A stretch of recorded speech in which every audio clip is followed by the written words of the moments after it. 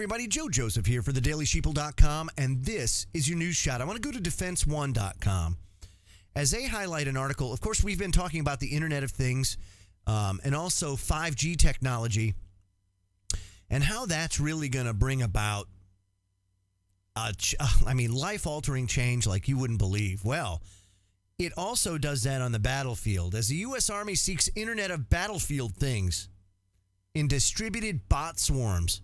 Listen to this.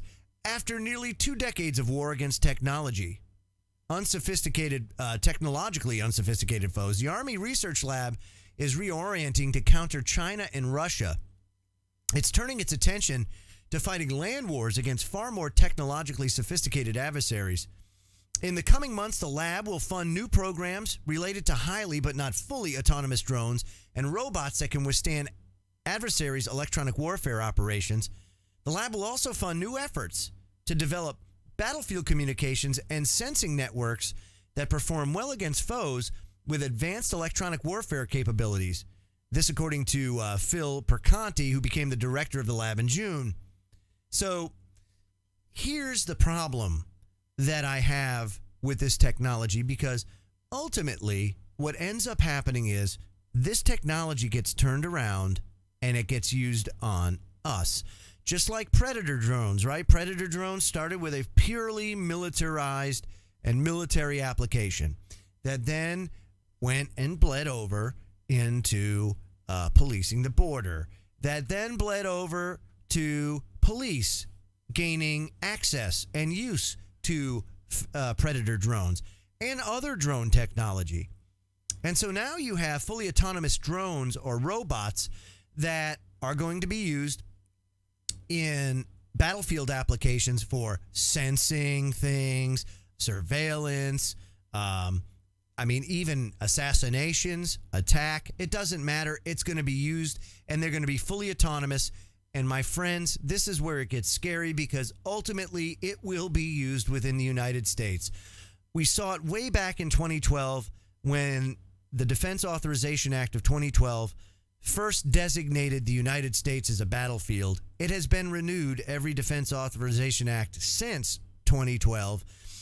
And utilizing this technology in this way will provide them a way of instantaneous surveillance without human interface. You don't have to worry about a human getting tired, getting sleepy, getting hungry. You don't have to worry about paying that human being or paying for their benefits. Now you have fully autonomous drones and drone swarms that can do a lot of this stuff for you. And if you think that you have privacy now, it will be gone, and gone soon, especially when 5G comes around.